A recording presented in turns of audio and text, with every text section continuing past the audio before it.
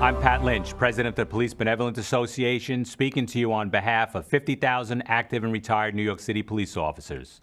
We are the proud men and women who wear a shield on our chest and put ourselves in harm's way to protect our city. We are proud to endorse our president, Donald J. Trump, for re-election because the stakes have never been higher. Like cops across the country, we are staring down the barrel of a public safety disaster. More than 1,000 people have been shot in New York City so far this year. Almost 300 have been killed. These are not just numbers. These are real people. A father gunned down while holding his 7-year-old daughter's hand. A beloved neighborhood peacemaker killed by a stray bullet. A 17-year-old who made all the right choices, who worked hard to go to college and earned a sports scholarship, murdered before he can tell his mother the news. A 1-year-old child shot dead in his stroller. Innocent people, innocent lives lost.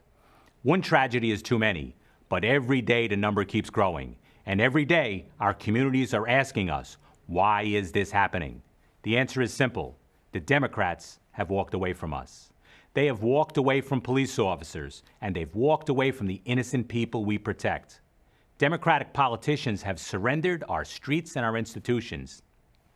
The loudest voices have taken control, and our so-called leaders are scrambling to catch up with them. In city after city, they've slashed police budgets. They have hijacked and dismantled the criminal justice system. They've passed laws that made it impossible for police officers to do our job effectively. Here's the sad truth that every cop in this country knows. The violence and chaos we're seeing now isn't a side effect. It isn't an unintended consequence. It's actually the goal. The radical left doesn't really want better policing. They don't really care about making the justice system fairer. What they want is no policing. What they want is a justice system that just stops working altogether. In places where Democrats are in power, the radical left is getting exactly what they want, and our country is suffering for it. I've been a New York City police officer for 36 years. I've spent 21 of those years protecting the cops who protect New Yorkers. I've never seen our streets go this bad so quickly. I've never heard from so many cops from every corner of the country who are saying the same thing. Our hands are tied. If we're going to turn the tide and restore law and order, we cannot fall into the left's trap. There is nobody who hates bad cops more than good cops. But that doesn't matter to the radical left. To them, we're all just bad because we're all just blue. Their anti-law enforcement campaign isn't about a single incident.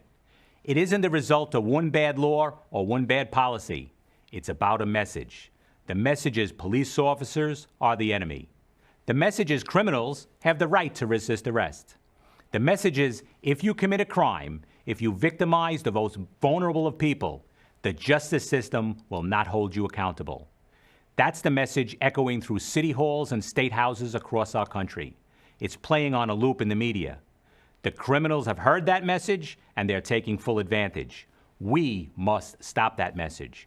We must expose the left's lies about police officers and the job that we do. And we will do that because we have something that they don't. We have a real leader. We have a powerful voice in the most powerful office in our country. We have President Donald J. Trump. Unlike the Democrats who are running in fear of the mob in the street, President Trump has never apologized for supporting police officers and standing up for law and order.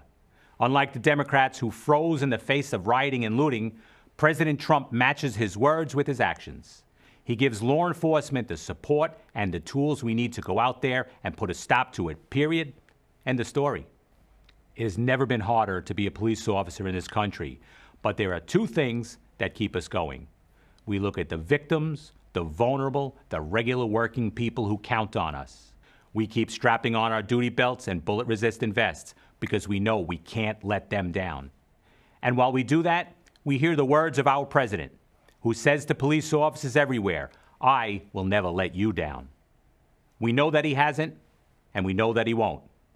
We've been fortunate to have him in office these past 4 years, and we know that we cannot afford to lose him. When it comes to your safety, your family's safety, and the safety of all Americans, there's no other choice. You won't be safe in Joe Biden's America. We can have 4 more years of President Trump, or you can have no safety, no justice, and no peace.